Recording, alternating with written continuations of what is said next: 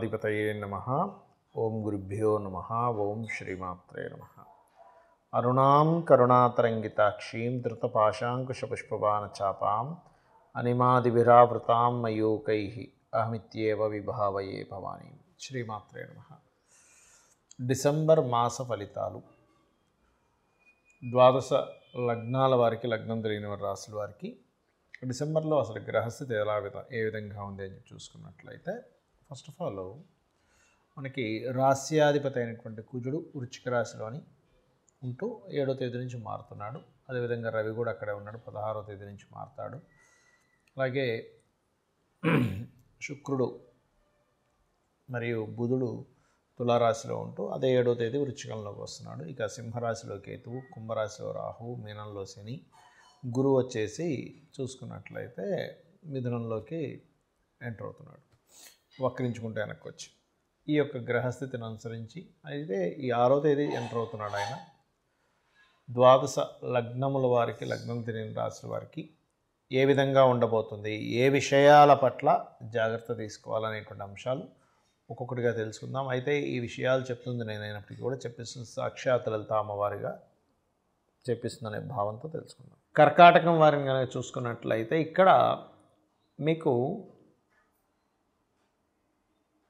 మీ ధనాధిపతి పంచమ స్థానంలో 16వ తేదీ వరకు ఉంటున్నాడు కాబట్టి creative related, medical related, surgeries, diagnostic centres, ఏదైనా సరే ఆరోగ్యానికి సంబంధించినటువంటి వాటిల్లో కొంతవరకు అభివృద్ధి ఉంటుంది. కాకపోతే తెలియని చిన్న ఘర్షణ వాతావరణం కూడా చూపిస్తుంది. బట్ ఏదేమైనప్పటికీ కూడా మీ యొక్క ధన భావం మీద కేతు ఉన్నాడు కాబట్టి ధన విషయంలో మీకు మరింత అభివృద్ధి రావాలి అంటే కనుక ఎక్కువగా గణపతిని ఎక్కువగా ఆరాధించండి, ఖచ్చితంగా బాగుంటుంది. మీడియేటింగ్ ద్వారా మొదటి వారంలో మీడియేటింగ్ ద్వారా అంటే వచ్చి చూడండి, ఒక్కోసారి మనం ఏదైనా ఒక ప్రాపర్టీ అనిపిస్తాం, మీడియేటింగ్గా కొంతమంది ఉంటారు, తద్వారా కొంత కమిషన్ సర్వీసెస్ సంబంధించిన సర్వీసెస్ మూలంగా కొంత కమిషన్ రావడం అనేది చూపిస్తుంది. అలాగే కష్టపడి కొంచెం ఈ ఫస్ట్ వీక్లో చదువు సంబంధించిన విషయాలు మీరు కొంచెం ప్లానెడ్గా వెళ్ళినట్లయితే బాగుంటుందని చూపిస్తుంది.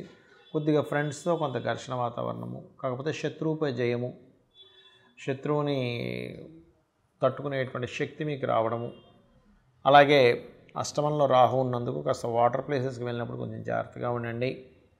అదేవిధంగా దశమ స్థానాధిపతి ఎవరైతే కుజుడు ఉన్నాడో ఆ యొక్క కుజుడు పర్టికులర్గా 6వ స్థానంలోకి వెళ్తున్నందుకు ఇది ఉద్యోగ సంబంధించిన విషయంలో కొంచెం అంటే ఈ సెక్యూరిటీ సర్వీసెస్ డిపార్ట్మెంట్స్ కొంచెం ఉద్యోగంలో కొంత ఎక్కువ స్ట్రెస్ ఉండడం, ఉద్యోగ అవకాశాలు రావడం, ఇటువంటివన్నీ కూడా చూపిస్తున్నాయి. కాకపోతే రాహుకాలంలో ఎటువంటి ప్రయాణాలు చేయకండి, అష్టమంలో రాహు ఉన్నాడు కాబట్టి. అదేవిధంగా మీరు గమనించుకున్నట్లయితే ఈ కుజుడు, గురువు, అలాగే మీకు యోగకారకమైనటువంటి గ్రహాల యొక్క పోర్ట్ఫోలియోస్ కొంతవరకు అనుకూలంగానే ఉంది. కాకపోతే కొంచెం గణపతిని కనుక ఎంత ఆరాధిస్తూ ఉంటే మీకంత యోగ్యవంతంగా ఉంటుంది.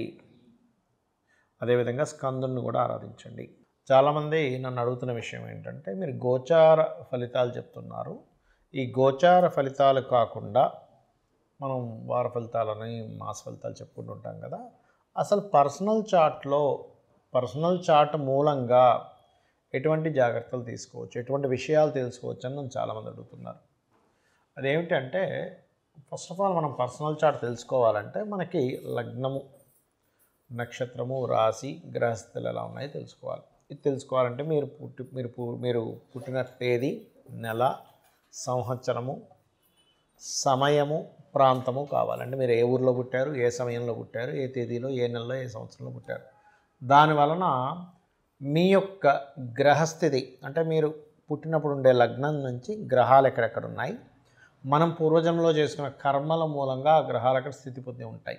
అంటే కొంతమంది చూడండి ఫైరీ నేచర్ ఉంటారు, కొంతమంది ఎమోషనల్గా ఉంటారు, కొంతమంది అంటే ఒక్కొక్కరు ఒక్కో మనీ మైండెడ్ ఉంటే, good communicators, very strong, very fiery, కొంచెం ఎమోషనల్గా ఉండేవాళ్ళు, ఆర్టిస్టిక్ నేచర్ ఉండేవాళ్ళు, ఎక్కువ గొడవలు పెట్టుకునేవారు, సోషల్గా ఉండేవారు, సీక్రసీగా ఉండేవారు, ఎక్కువ స్పిరిచువల్గా ఉండేవారు, ఎక్కువ వర్కాలిక్గా ఉండేవారు, బిజినెస్ మైండెడ్తో ఉండేవారు, సేవాతత్వంగా ఉండేవారు, ఇట్లా రకరకాల వ్యక్తులు ఉంటారు. అది అసలు మీరు ఏమిటి, అసలు అలా ఉండడం వల్ల మీకు లైఫ్లో బాగుంటుందా బాగోదా అనే విషయాన్ని మీ తత్వం ఏంటని వెరీ క్లియర్గా జాతకం చూసి చెప్పచ్చు. బట్ డేటు, టైము, ప్లేసు ఇవి పర్ఫెక్ట్గా ఉండాలి. దానివల్ల ఎక్కడ డ్రాబ్యాక్ అవుతుంది, నేను ఏం చేస్తే బాగుంటుందని తెలుస్తుంది. ఇక రెండో పాయింట్ ఏంటంటే ఇక్కడ మీ ధనం, ఈ ధన సంబంధించిన విషయాల్లో చాలామంది చూడండి ఏదో చదువుతారు, ఎక్కడికో వెళ్తారు, అది వర్కౌట్ అవ్వదు, లైఫ్లో చాలా సంవత్సరాలు వేస్ట్ అయిపోతుంది. అసలు ఎందులో బిజినెస్ చేస్తే ఇప్పుడు ధనభావాధిపతి ఎవరయ్యారు, అది మెడికలా, ఇంజనీరింగా, లేకపోతే ఫుడ్ రిలేటెడ్ సంబంధించిందా, ట్రాన్స్పోర్టింగ్ రిలేటెడా, రీసెర్చ్ రిలేటెడా, స్కూల్స్ పెట్టుకోవాలా, కాలేజెస్ పెట్టుకోవాలా, లేకపోతే ఓన్గా చేసుకోవాలా, జాబ్ చేయాలా, లేదా ఇక్కడ చేయాలా, వేరే దగ్గరికి వెళ్తే బాగుంటుందా, విదేశాలకు వెళ్తే బాగుంటుంది, ఇవన్నీ కూడా మీ ధనాధిపతి చెప్పేస్తాడు. అలాగే సిబ్లింగ్స్తో ఎందుకు గొడవలు అవుతున్నాయి, మీరు ఏదైనా ప్రారంభించేటప్పుడు ఎందుకు ఆ ప్రారంభించేటువంటి అంశం లేట్ అవుతుంది, మీరు ఆ ప్రారంభించేటువంటిది ఏదైతే ఉంటుందో దాన్ని మీరు ఏ దేవతా ఆరాధన చేస్తే మీకు స్టార్టింగ్ ప్రాబ్లం కొంతమందికి ఉంటుంది. అలాగే మీరు ఏ డైరెక్షన్లో ఉండే గృహంలో, అంటే మెయిన్ డోర్ ఎక్కడుంటే, మీరు ఎటువంటి దాంట్లో ఉంటే అది మీకు, ఎందుకంటే వాస్తు మనకు కొంత సపోర్ట్ చేయాలి, గుర్తుపెట్టుకోండి. జాతకం ఎంత సపోర్ట్ చేస్తుందో వాస్తు మీకు సపోర్ట్ చేసినప్పుడు బాగుంటుంది. కాబట్టి దీనికి ఏంటి, మీరు ఎప్పుడు గృహం తీసుకుంటే మంచిది, ఎలాంటి గృహం తీసుకుంటే మంచిది, ఏ డైరెక్షన్లో ఉంటే మంచిది, అది అసలు మీ పేరు మీద తీసుకోవచ్చా లేదా, మీ జీవిత భాగస్వామి పేరు మీద తీసుకుంటే మంచిదా, లేకపోతే మీ పిల్లల పేర్ల మీద తీసుకుంటే మంచిదా అనేది ఒక లెక్క ఉంటుంది.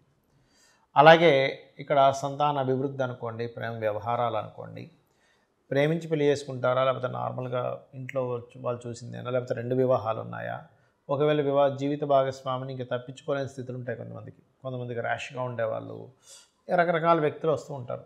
మనం యాక్సెప్ట్ చేయవలసిన పరిస్థితి ఉంటుంది కొన్నిసార్లు.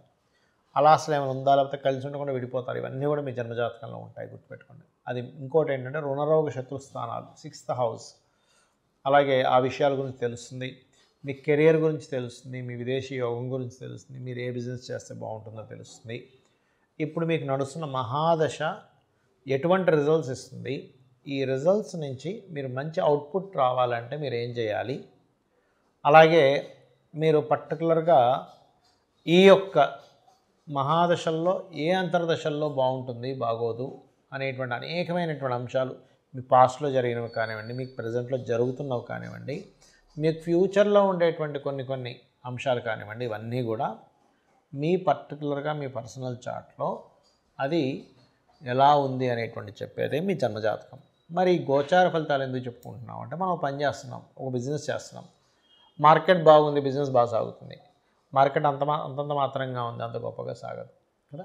అంటే ఏంటి, ప్రకృతిలో ఉండేటువంటి వాతావరణం కావచ్చు, బయట ఉండేటువంటి మార్కెట్ కావచ్చు, ఇవన్నీ కూడా మీకు పర్టికులర్గా ఏం చూపిస్తాయి అంటే, వెరీ క్లియర్లీ మీ జాతక చక్రంలో మీకు ఎంతవరకు సపోర్ట్గా ఉందని చెప్తుంది. అయితే దీంతోపాటు మీరు అసలు ఏ దేవత ఆరాధన చేసుకుంటే వీటన్నిటి నుంచి బయటపడతారు. మరి జాతకం లేదండి, అసలు ఏ గోచారం, ఏ లగ్నం, ఏ రాశి కూడా తెలియదు అన్నవారు రెగ్యులర్గా లలితా సహస్రనామాలు చేసుకోండి. అయితే ఇప్పుడు ప్రజెంట్ నడుస్తున్నటువంటి గోచారంలో యాక్సిడెంట్స్ అనుకోండి, విపత్తులు అనుకోండి, రకరకాలు జరుగుతున్నాయి.